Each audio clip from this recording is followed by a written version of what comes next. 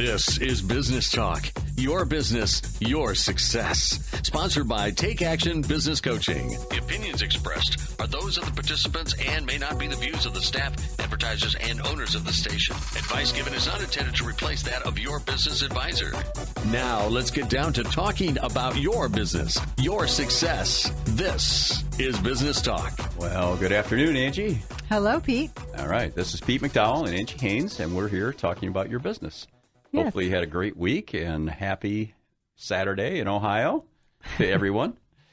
And we'd like to start out with some good news. So I've got some quite a variety of different types of good news. So you're gonna get a kick out of this. So we are business coaches. We work with a variety of different companies, big and small. We work with a couple of very large Fortune 100 companies to help them grow, and it's more executive coaching. So we're working with individual people to help them gain some insight and gain some habits that'll help them going forward. And also, our majority of our work, probably 2/3 of it, is 2 to 200 employee companies that are growing rapidly. All of our companies are growing rapidly, so we're always looking for people. And we help businesses gather steam and grow faster, and help the business owners to not have to work as hard and get better results at the same time. That's really the bottom line, is to help them get better results without as much effort. Right. So some good news. Here we go. So they're all over the map. It's kind of funny. So big in China, that's the article here, and it's out of the Wall Street Journal, and they're talking about Hollywood getting a big chunk of this rapidly growing Chinese movie market. Sounds funny, right?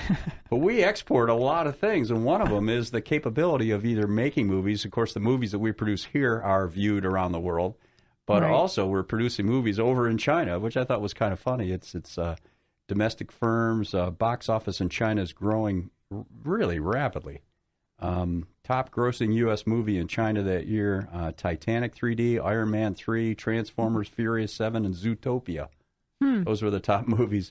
And these mostly domestic firms are just growing very rapidly over there. So anyway, next thing out of the Wall Street Journal again is Eurozone recovery gathers steam. So we've known that Europe has been in a bit of a recession for several years. It has been slowly coming out of it, but it's been recovering. Things are getting better. So some momentum in February, according to a business survey. The financial crisis, its orders are flowing in at the fastest pace in the last 6 years. Purchasing Managers Index for the European manufacturers and service providers, based on a survey of 5,000 companies, rose to 56 from 54.3. And just like in the U.S., these indexes, when they're over 50, it means we're expanding. So a 56 is really good expansion, which will eventually help the U.S. economy as well. Now, only less than 20% of our exports go to Europe, but it's still 20%, and if it grows, it's good for us. The next two articles, and these are related, and I won't get into too much detail, we'll lose audience here if we bore them too much, is mining. Now, that doesn't sound very exciting, but mining, metal prices are rebounding. What does that mean? Well, when manufacturing starts to crank up around the world, prices of copper and things like that, basic metals, the prices start to increase. And some of the world's biggest mining companies are poised to reap the rewards. It just said that the industrial metals surged more than 30% in the past year, and copper is used in all kinds of things, mostly electronic, but a lot of other things. And when that starts cranking up, it means the economy around the world is getting better. So it's good news for us in the next few years. This other one, and I always like these rocket things. SpaceX launches its first rocket from a Florida launch pad. When NASA started cutting back and we went to farming some of these things out to private companies, a lot of people were worried about, well, we're going to lose our edge. Well, I don't really think that's happening, because we've got a couple of companies in the U.S. that are competing for this kind of work, and it's thousands of high-tech jobs that it takes to launch one of these things. Right. And it's got a picture here. It's the second launch that they've had this year, and it's a 230-foot rocket with 5,500 pounds of cargo, and there's some cool things happening down at the old Kennedy Space Center, which has been in business for years. So there's a lot of good things going on. So and that means U.S. jobs, and these are high-tech jobs. They're complicated jobs. So it's all good for everybody. Right. Yeah. All right. So what do you want to talk about today? Well, today we're going to talk about, now I've got to tell you guys a story. Now this is Angie and Pete, and this is Business Talk, and we're business coaches, and we work with a variety of different companies to help them grow their firms. And one of the things that we get to do as business owners is we take off when we want. Right. Because that's how that works, right? And if you're a business owner out there and you haven't taken a vacation for a couple of years, think about it, and that should be part of your goals. Right. And we do help our business owners pull themselves out of their business and take off when they want to take off. And it's important because you need to do it at recreation, right? It's to recreate, and it's to recreate yourself, right? Yes. To get away from the routine and to adjust your mind, usually, sometimes your body as well, but so that when you come back, you can be a more productive worker, right? Yeah. So some people go and lay on the beach and relax, and that's a good thing. That's I like what to I do do. that. You like to do that? Yes. You're looking forward to that? Are you going soon? We are going soon in June. Good. All right. So, where to? Well, we won't be going to the beach, but we are going to Disney. Oh, good. So that'll be fun. We'll have some pool time. And the kids are 7 and 10. 10, perfect for Disney. So they'll get a kick out of it, and they'll remember it. They will. It's their second time there. Great. So I like it there, too. It's fun. It is fun. It's fun. Do you ride rides or not? We probably will do more this time. I mean, we had height issues the last time. You have to be a certain height to ride some of those rides. Gotcha. So they wouldn't let you on? Yeah, I'm too short. Okay. All right. So what I'm going to talk about today, is a few weeks ago, my daughter announced to me, well, she actually announced it to me a couple months ago, but then she actually started it a couple weeks ago. Emily, my daughter, who is 23, decided that before she goes to medical school this summer, and she's still making her decision on what school she's going to go to. She's been accepted at 5 places, and she's going to decide on before May 1st and tell the school then. But before then, before she goes to school, which will probably be early August or late July, she's going to she is doing it now. She's walking the entire Appalachian Trail. Wow, that's amazing. 2,190 miles. Wow. Goes from northern Georgia to Maine. So think about that. If she walks it on pace, she'll do 13 miles a day average for 5 months. Wow. Amazing. And every once in a while, you take a day off. So you really have to walk average more than 13 miles a day if you're going to make it on time. So anyway, that's the goal. So what happened is she had an interview at Washington University in St. Louis on a Monday, and the two of us drove to St. Louis, stayed overnight, Sunday night, and then got up. She went to the interview. I worked because a lot of my work is over the phone. I worked on Monday, and then the two of us drove to Georgia and stayed at a really cool park in northern Georgia, State Park. Beautiful lodge, with great breakfast, and left a perfectly good lodge and started walking in the woods. So there's a book, and I don't remember the guy's name. The guy wrote a book called A Walk in the Woods. Well, it's a little bit more strenuous than A Walk in the Woods. But we started walking, and she's still walking out there, Emily. So God bless you. Have fun, and I hope you're enjoying it. And she's in North Carolina now, so she's crossed over into North Carolina. She's already in there.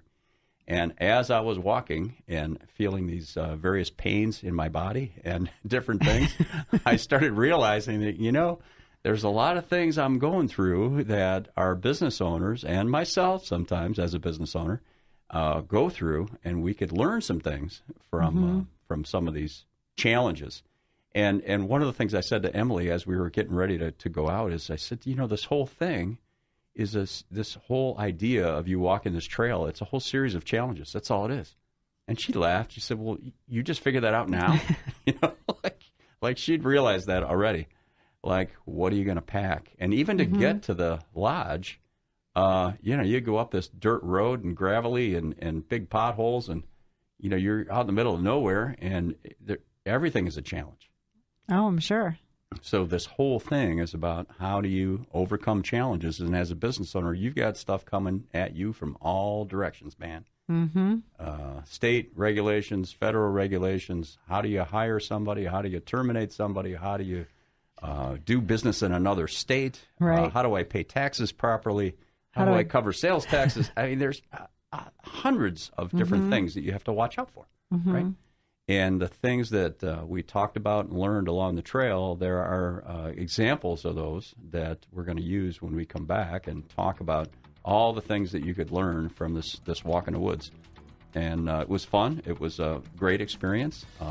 And I'll probably go down and visit her again. I don't know if I'll walk more than a day or two again, but we're going to get together at some point on the trail, and I'll bring some trail magic, maybe pizza and beer or pop or whatever it is they want to eat, because that's one of the rare commodities is really good food. You just don't get that when you're out in the middle of the woods. You can eat okay. You can survive, but there's a whole difference between survival and being really happy, right? So anyway, we're going to talk about that. And the other thing we want to mention is we do have a growth club coming up on June 16th in Grandview. If you would like to develop a 90-day plan for yourself and your business, you could be our guest there. If you want to learn more about that, give us a call at 614-306-7922.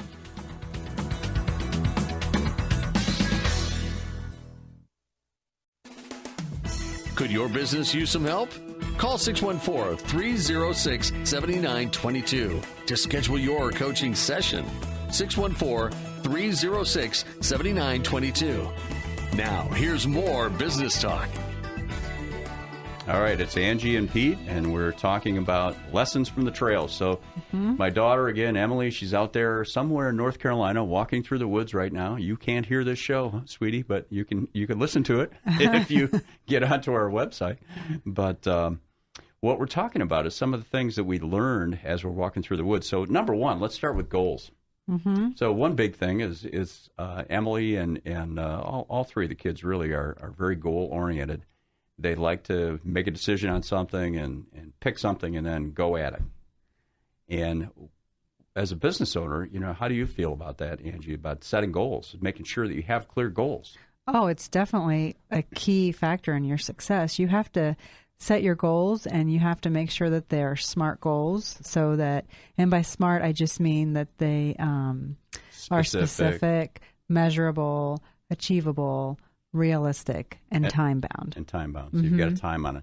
The other part of it with goal setting is that as a business owner, we want to make sure that the appropriate people within the business, and maybe everybody, knows what the goals are. So not only having a goal, but communicating it to your team. And what happens, like Emily's goal, she's communicated this to everybody, and I'm using her as an example, and it's put pressure on her to actually follow through with it. I'm going to walk the Appalachian Trail from start to finish, so it's encouraging me to do it by telling everybody that I'm doing it, Right. It sounds funny, but it makes sense, right? It's the same thing with a business. If you have a goal in your business, you keep it secret, it's easy for you to let yourself off the hook if 6 months go by and you don't achieve it. Right. Well, I never told anybody, so big deal, right? Right. So when we communicate our goals, it subconsciously and consciously helps us to get them done. Right. It holds you accountable. Yeah, absolutely. So number one, we want you to have goals. And then the other part of that I thought of is that, one, we want to have long-term goals. So when am I going to leave my business? Or when am I going to take my business from 5 days a week to 4 days a week to 3 days a week? Because we have several business owners in their 50s and 60s, and me included, that are doing it that way. We're not retiring like we did 40 years ago. A lot of people are retiring a little piece at a time. And that's a fun way to do it, too, is what if I want to work 2 days a week? My son, Ben, works in Chicago as a radiologist, and there's a gentleman in his department who comes in 2 days a week, and he's 80. He's 80 years old, keeps his mind sharp. He earns quite a lot of money for those 2 days a week.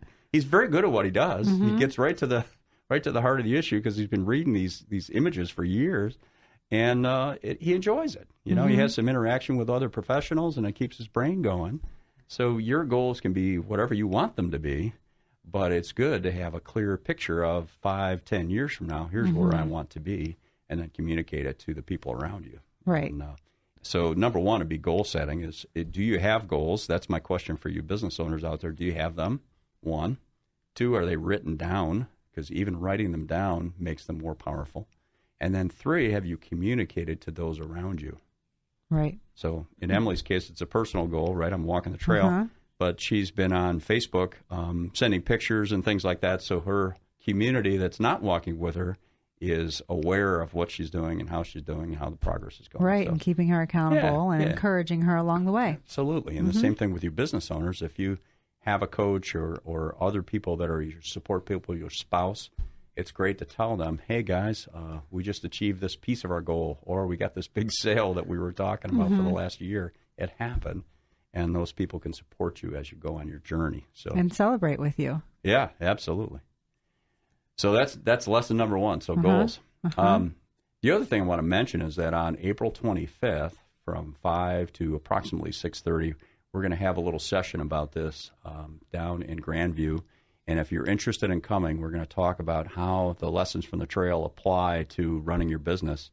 And again, it's on April 25th, 5 o'clock. And it's at one of our clients' offices in Grandview at 5 o'clock to 6:30. And if you'd like to attend, we'd love to have you.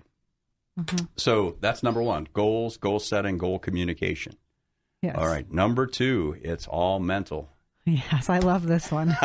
Now, Emily said that to me, and I don't think she meant you're crazy. She just meant, hey, this challenge, and usually when these challenges came up for me anyway, was when we're going uphill. And my pack weighed probably 47 pounds with water in it. It was like 43, 44 without the water. I had fuel in there. You got a tent in there. You got your sleeping bag in there. You blah, blah, blah. And pretty soon it weighs a lot, right? Right. You only have one change of clothes. So it wasn't the clothes. Right. The problem I had is I took way too much food. You don't need to prepare for the apocalypse, right? So, but what her point was is that, and this happened to me a couple of times, it's like, hey, I know things are sore and this and that, but none of that stuff really stops you from moving forward. It's all about your mindset. I'm going to get over the top of this mountain. And how you take care of your brain or your mind or what you focus on is really what's going to get you through your day, your week, your month, your year as a business owner. Right. So it's all about how you take care of you and what your thoughts are focused on. Exactly. If they're focused on, oh my, you know what, hurts, you're going to focus on that, and you're going to fail, or you're going to sit down and not get up. Right. And really, as a business owner, you've got to figure out, well, what am I feeding my mind? Am I taking care of it well? Am I sleeping enough? Am I eating well? Am I exercising occasionally? Am I reading something and we promote reading business books, but we also want you to read some fiction, take an escape once in a while, go to a movie and get away from it all, and meditate, and also do affirmations to help you to stay positive. Right. And as far as those affirmations, let's just talk a little bit about what those are. Sure. Those are your I am statements. Yes. And so what we do at our office, Pete and Peg and Michelle and I, we write down what our I am statements are, and we read them every morning before we go into the office. Right. And they could or when you're driving in the car. Yes. I know that Peg has hers on her phone. You could record them and listen to them if you want. I like saying them out loud. I think that's probably a better way to do it. And they could be, I am a great manager. I am a great leader. Right. I have a great, successful business. I am teaching my team how to be successful. Yep. I'm teaching them how to go to the next level. And the reason we suggest that is that you're reminding yourself that you're of the things that you are good at, or you can also be reminding yourself of the things you're in progress of becoming good at. Like, I'm getting into great shape because I'm working out with friends 4 days a week. To walk the trail. Yeah, that kind of thing. Yeah. But the point is that a lot of your challenges in businesses can be overcome by having a positive mindset. Yes. And you are the one that's responsible for your positive mindset, unfortunately. But it's good because you have control over it, right? So good news, bad news, like everything else. And you, as a business owner, are the one that we hope, anyway, comes into the office with a great, positive mental attitude, no matter what is going on with the business or the economy. And you allow people around you to see that all day long. And I know that's the ideal. We're all human beings, right? So we're going to have a period of time when we've stumbled or we've fallen, we've made a bad decision. But even that, you got to say, okay, that's history. I learned X from this. I'm going to apply it next time I get into that kind of a situation. I'm moving forward, and I'm not going to worry about it, because worrying about it does you absolutely nothing. Right. You can't change the past. So it's all mental, and that's a quote from Emily. It's and she was talking to me. She's saying, "Hey, Dad, I know this is tough, but it's all up here, you know? Yeah. Start every day. It's going to be a great day. Yep. I'm going to have a great day today. Yep. And climbing this hill, one afternoon we climbed up the top of Blood Mountain, which is in northern Georgia. And 2 o'clock in the afternoon, we stopped to get water. I remember looking, I asked her what time it was. We had to go over this mountain, down the other side, to get to a place where she'd rented a cabin. So I was really looking forward to that. There's supposedly pizza at the store down there. But we went up 1,800 feet in elevation. Oh, my goodness. To the top of that mountain and then down the other side to get to the cabin. Now, we got to the store at 5:30. They closed at 5, so there was no pizza. But yeah, the mental part was, oh, my gosh. But I had a goal. It was like pizza. And the thing I wanted more than anything else, and I don't drink that much Coke, I wanted a real, not a diet, but a real Coke. That's and so funny. Man, I drank like 3 of them within an hour. Like when I finally got to one. And I'm not a big Coke drinker. It's just like I drink iced tea or coffee or whatever. But, man, that was the thing I craved more than anything was that. But anyway, so number 1 was goals. And number 2 was about your mental state. So it's all mental and how you get over your challenges in the business. And, you know, when you do overcome challenges or you maintain a fairly positive mental attitude in your business, your employees see it. You're always leading. And they see that, hey, he's not that worried about it. I'm not going to worry about it because worrying doesn't really help. Right. Taking action on things does help, but worrying about it doesn't. So the next thing, and this is an interesting one, is the third point is because you can. So I remember this a couple different ways is my parents, you know, mom and dad, God bless you, they're both gone. But a minister that it was in a church I attended for years would tell her kids that. Sometimes when the kids are smart and they're always asking questions, why do I have to do that? Why do I have to go to the bake sale, or why do I have to help people? Well, because you can. So the reason I bring that up is when we're on the trail, there are volunteers that have uniforms, but they're out walking the trail, and occasionally you'll bump into them. We met one man and one woman who were out there volunteering and helping people. And they said, hey, when you're out here, we have a bit of a problem with litter. And I really didn't see much of it. I mean, it looks really good. But we would challenge you to pick up anytime you see a piece of, if everybody picked up 5 pieces of litter, there wouldn't be anything anywhere. Okay. So I didn't do it every day, but I did it some days, and only because you can. Now, sometimes I was tired enough where I didn't want to bend over to pick up something. But when I could, I did, and threw it in the pack. And usually it's a piece of paper or it's a wrapper, and it's something that's going to be there for the next 5 years unless you throw it out. It's not going to degrade, you know. So if you can help someone, do it.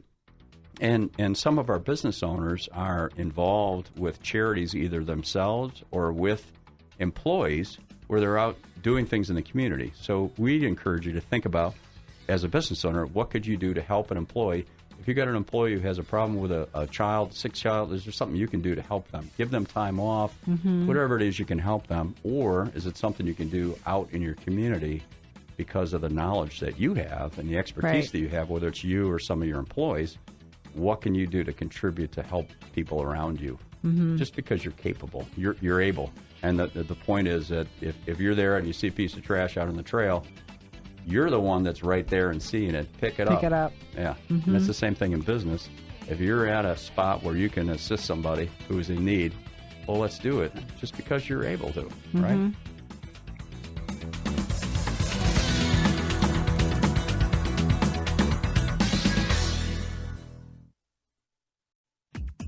To learn more about today's topic, call 614-306-7922. Now, back to more business talk. All right, it's Angie and Pete here, and we're talking about your business and your success. And our topic today is about Tales from the Trail. So I had the pleasure to go on the Appalachian Trail for a few days with my daughter, Emily, and she's still out there walking someplace in North Carolina. So all you listeners out there, get this message to her if you walk past her. I know there's millions of people listening to the show now, so somebody will bump into her, I'm sure. So the things I've gone through so far is, number one, goals, and how these things apply to you as a business owner, setting goals. It's all mental, so you are responsible for your mindset, and hopefully it's a positive mindset, and hopefully it's contagious. The third thing that we suggested is because you can. So if you're capable of helping someone within your business or outside your business, do it because you can. You have the ability to do it. Number 4, and this is a fun one, preparation. Mm-hmm. So it's funny.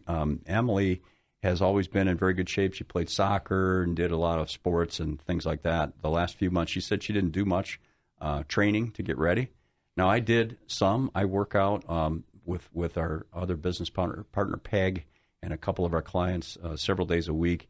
So I did that, but I also did a little bit extra cardio, which, boy, it's a good thing I did because I still had trouble on the up part.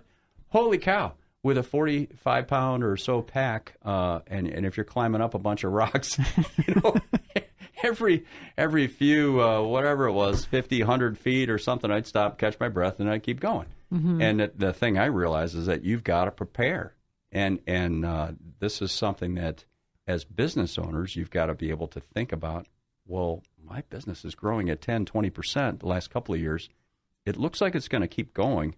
What do I need to do? Mm-hmm. What do I need to learn to have 50 employees instead of 20? Who do I have to become to be ready for that? Mm-hmm. So if you're home and you're a business owner, think about, well, what do I need to do to be ready? Or think about the other part of it is if I'm going to exit in 5 years, we've got a couple of business owners who are in that situation. How do I prepare for them? Right. Who needs to take over which pieces of my role to be able to make sure I can leave when I want to leave? Because when you want to leave, you probably want to leave. Mm-hmm. Or if you're gonna start scaling back, and we've got a couple of them are in this stage now, they're not working Fridays anymore. Well, they did that after thinking about it for a couple of years, mm-hmm. and then actually starting to execute it. And they did it by preparing the people in their team to say, hey, this is okay, and it's actually good because you're going to learn more, and maybe I'll pay you a little more because I'm going to be able to be off on Fridays. So how can you prepare your team for your eventual exit or your ability, and what is it that you need to learn? And then what do the people in your business need to learn to get ready? Exactly. Do you need some more processes in place? Yes. Stuff like that also. Systems in place. Right. Build your systems to support that. Yep. Mm-hmm. So any more on that? No, I preparation. Think that's good. So, and that's part of your responsibility. Again, this is Business Talk with Angie and Pete. And I want to keep mentioning this Growth Club. We do have a Growth Club on June 16th, 90-day planning session that goes from 8 to 3:30 in the afternoon. It's in Grandview at one of our clients' offices. We generally have 45 to 55 people. We'd love to have you come as our guests, and it'll be complimentary. And, again, it's a process that helps you to create a 90-day plan for your business for the third quarter. Helps that preparation that you're talking about. Absolutely, because you're the one that's driving this ship, right? Or you're paying somebody to steer your ship, and really it's your business, and you've got to figure out where you're going, how you're going to get there, and what roadblocks are in your way, and then what are the key things we're going to focus on. That's one of the key things we get out of this plan from our business owners is that, hey, I know I can't work on 15 things at once. What are the critical few? Mm-hmm. And then how do I get my team around those critical few and move them forward? And when you do this multiple quarters in a row, the business owners that do that make huge progress. Mm-hmm. And 90% of the businesses out there don't have a 90-day plan. Right. They don't have clear annual goals. So we'd encourage you to come if you can. And give us a call at 614-306-7922. So preparation. What you do for those you love. That's number 5. So we're talking about Tales from the Appalachian Trail and what you do for those you love. So one of the things I did for Emily, and when I left, she got to carry these 2 canisters of fuel, which each of them weighed a half a pound. Doesn't sound like much, but 2 of those, giving it back to her, it's another pound. So her pack already weighed 35 pounds, so it went up by a pound. And then she also sorted through my food, and the other guys that we were in the cabin with, I laid it all out on the table, and I probably could have lasted another 2 weeks.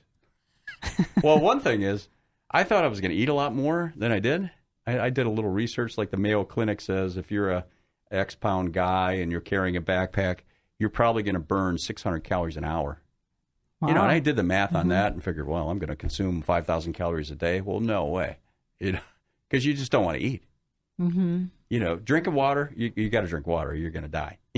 Right. But you can go a while without too much food. Mm-hmm. And after a while, even a Snickers bar, I thought, oh my gosh, I'll always like those. But I even got tired of those, Paydays, Snickers bar, Cliff bars. So they all weren't that like kind of healthy stuff. snacks. They were.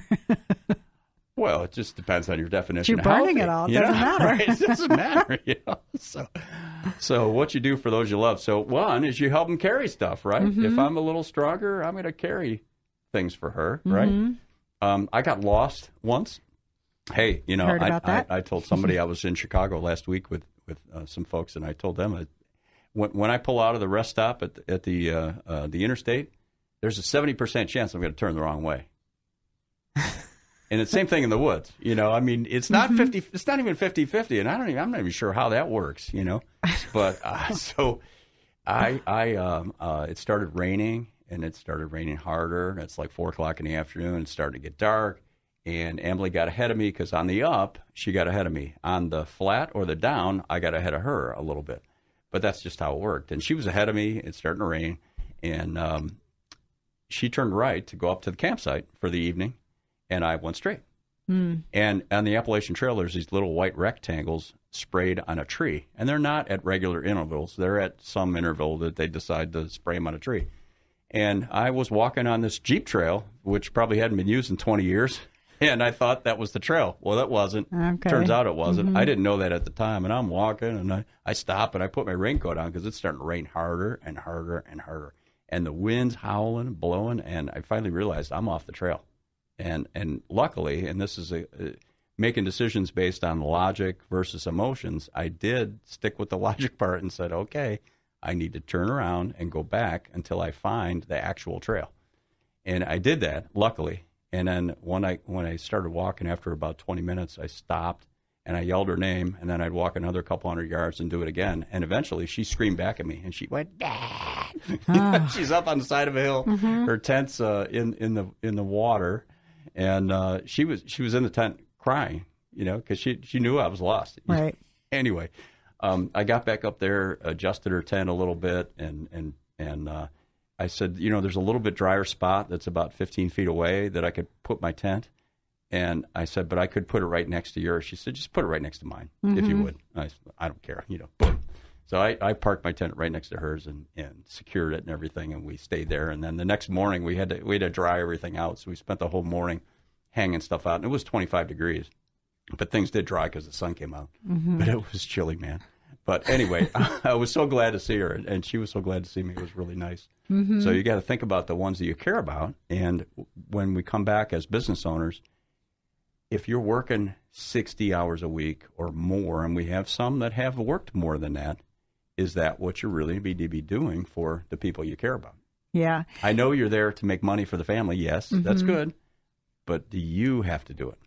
Yeah. Well, and I think about how this relates to family businesses, because we work a lot with family businesses. And mixing family dynamics with business dynamics can sometimes be difficult. And so it's interesting to think about how to get your business positioned in a way that those dynamics can mix well. Yeah. It's because it can be challenging. Oh, yeah, absolutely. Yep. So we're talking about Tales from the Trail. So what do you do for those you love? So you want to take care of them. And then sometimes, in order to take care of them better, you need to take care of yourself. So if you're working a lot of hours, you need to think about, is this the best use of my time? And if I'm working 60 hours, could I get to 55 by delegating something to one of my employees? And actually, if you think about it, if you can get home 5 hours more at home, it might actually make it better for your employees, because you can turn things over to them and allow them to grow and learn and hopefully earn more, and you can spend a little more time with your family. Right. That's an hour a day. You'll get home earlier an hour a day. Yeah, and it can be done. You just have to pry your fingers off some of these tasks that you love. Okay, and when we get back, we're going to talk about making friends. This is a really important one, and it applies on the trail, but it also applies in business. It's very important. Making sure that you make friends with as many people as possible. You just never know when they're going to be able to help you. So our Growth Club, again, is on June 16th. It's from 8 to 3:30, and it's in Grandview, and we're going to help you develop a 90-day plan. We also have on April 25th from 5 to 6:30 this thing that we're going through today. We're going to talk into a little more detail and give you some exercises to do and it's 5 to 6:30, April 25th, and it's Tales from the Trail. We're going to talk about how some of these things we learned on the trail apply to your business, and we'd love to have you guys come. So give us a call, 614-306-7922.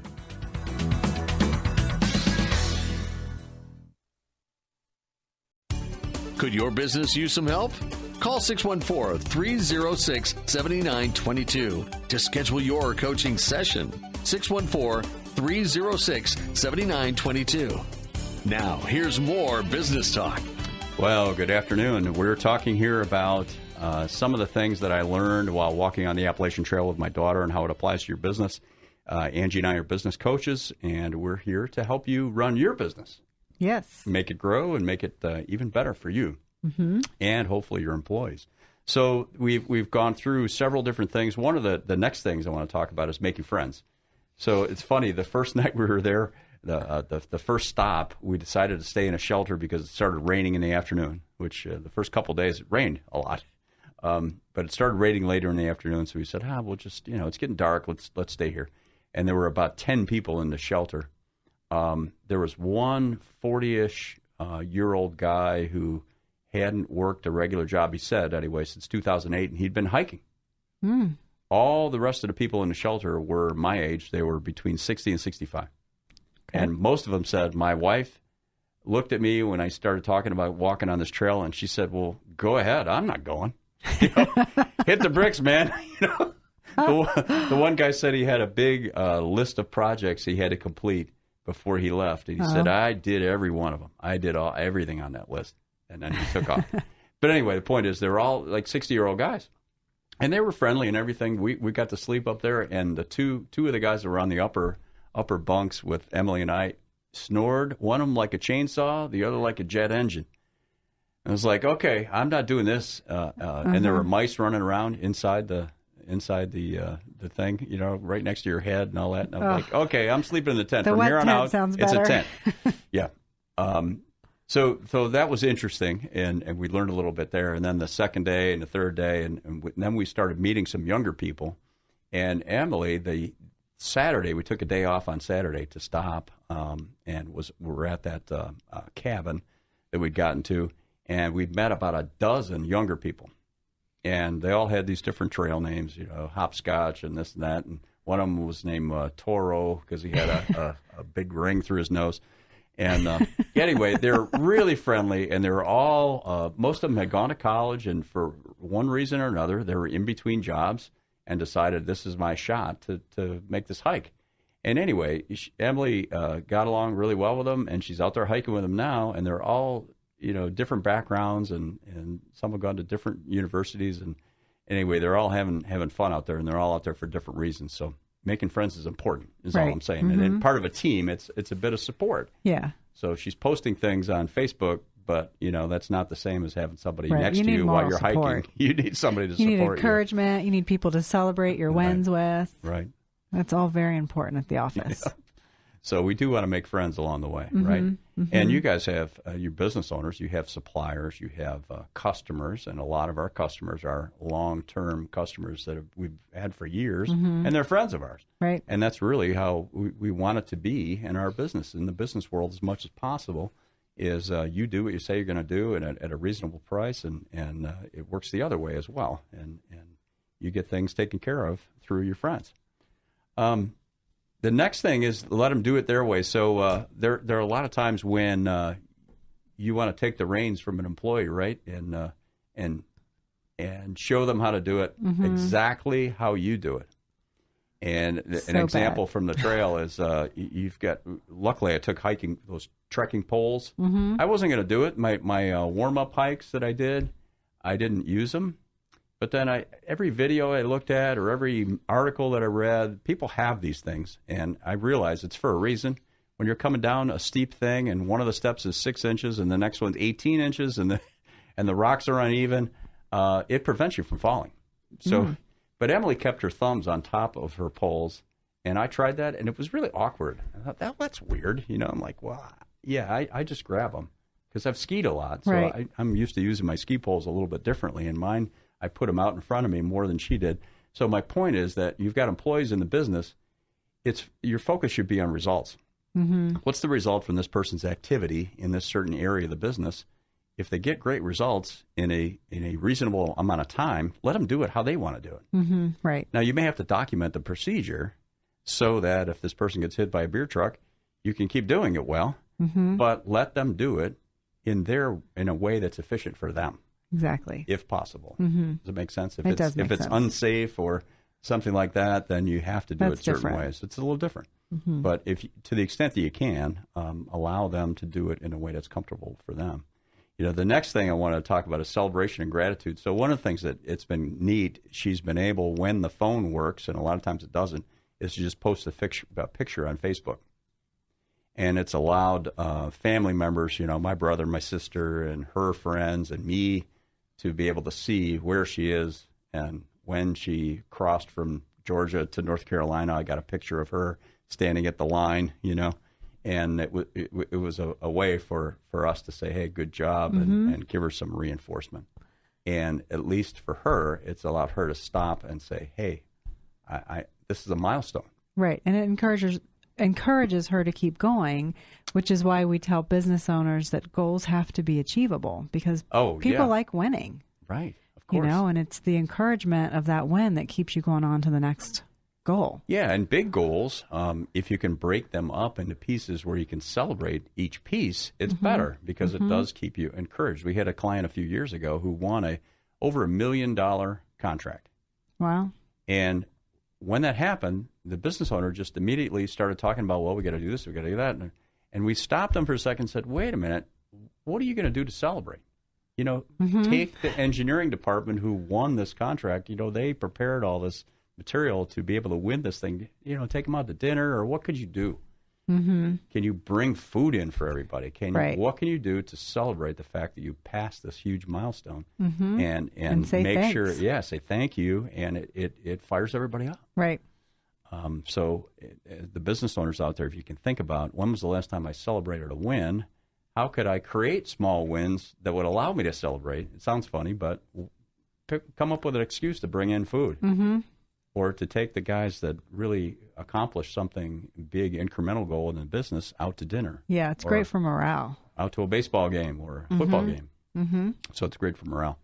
The next one I wanted to talk about, and this is, again, Tales from the Trail, so things that I learned on the Appalachian Trail, is ignore the little pains. So I sent somebody, I think it was Peg, I think I sent her a picture of a blister I had on my foot. It was. Oh, you saw it? Oh, she awesome. shared everything Oh, with us. gosh. Oh, man, that wasn't really meant to be posted on Facebook. But, I had a blister between my big toe and the little toe, or I don't know. And she said, oh, that looks awful. I said, that's the least of my worries. That's nothing. Compared to how my back feels or my legs feel as I'm going up, that really is not a big deal. And when you're in business, you've got a lot of things that are happening at once.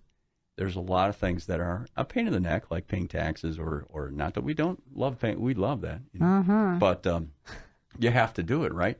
And you've got to be able to ignore some of the little stuff that could drive you crazy. If you focus on that stuff, you're not going to keep moving towards your goal. You're not going to keep walking. Right. And like I told Peg, that blister, it happened because when you're going downhill, with me, my feet moved in my shoes a little bit, and I couldn't prevent it. I could feel it growing. I could feel it starting. I knew it was going to happen, and it was like, whatever, that's okay. So there were other things, and she had a few of those aches and pains and things like that, but you have to keep going, right? And you got to keep moving, and you set an example for the people around you if you can ignore little inconsistencies or little ingratitudes, Yeah, you just have to be able to know what the little stuff is and the big stuff. Yeah, that's a good thing. What's really, really important to our mission, and if something upsets that, well, that's one thing. If something's a little bit of a disturbance, well, fine. Yeah, things are going to happen. Let it go. And just keep walking. The next one that I want to bring up is just to count your blessings. So good things happen, and sometimes we don't stop and say thank you. Right. Yeah. And remind yourself how many blessings you really have. Yeah, and sometimes when negativity starts to set in among your team, that's a good time to remind them of what they have to be thankful for. It's hard to be negative when you're focusing on what's going really well in the business. Right. So some exercises sometimes we do if people get stuck into a negative position with their business, we'll tell them, list out the things that you have to be thankful for and say those things every morning until you can get out of this rut. Because sometimes people can get stuck in it. Oh, right. And as a business owner, you know, if you're home, you could take out a blank sheet of paper right now and write down 10 things you're thankful for. Yeah. And I'm focus thankful on those for, things. and put a person's name in there who takes care of this department really well. I'm thankful for my spouse because all the reasons. Right. I'm thankful my kids are healthy, or I'm thankful that one of my kids did this or that. And you know, when you start doing that, the little things that were bothering you become smaller in size. Exactly. And it allows you to be a better leader, really. So that's a good one. And that does apply, right? And if you do that, again, it's an example for the other employees in the business to also say, hey, it's really pretty good to work here. Right. Yeah. Are we perfect? Probably not. But we do have a lot of good things But there's going a whole on. lot of really cool things that happen here every day that I'm thankful for. Okay. So good. So if you're interested in hearing more about this, on April 25th at 5 o'clock, we're going to cover this for a little over an hour, and we're going to go through a few exercises and talk about the tales from the Appalachian Trail and some of the things that we learned and that how it can be applied in your business. And we'll have you go through a couple little simple exercises and have a beer or a glass of wine. And it's 5 o'clock to approximately 6 or 6:30, and it'll be in Grandview. And you could give us a call at 614-306-7922. Again, that's April 25th. And then on June 16th, we have our 90-day planning session again in Grandview. And that will be an all-day session from 8 to 3:30 in the afternoon, and we'll help you through a structured process to create a plan for your business for the third quarter of the year. Right. And we, oddly enough, do this 4 times a year. We do. Tell them about the learning. Oh, and the learning, we always take 1 hour to teach a topic in some depth. And I'm going to go through how to read, interpret, and use the information from your financial reports. So you can bring your reports, or if you just want to come and listen, we'll have some examples, and we're going to talk about how this information can be mined and how do you use it, and not to worry about it, but if you understand it a little better, you're going to be a lot more comfortable when you're working in your business. So thanks for listening, and we'll talk to you next Saturday. This has been Business Talk, your business, your success. Sponsored by Take Action Business Coaching. The opinions expressed were those of the participants and may not be the views of the staff, advertisers, and owners of the station. Advice given was not intended to replace that of your business advisor. For more information about the topics discussed today, call 614-306-7922. 614-306-7922. Tune in next week at this time for more Business Talk, your business, your success.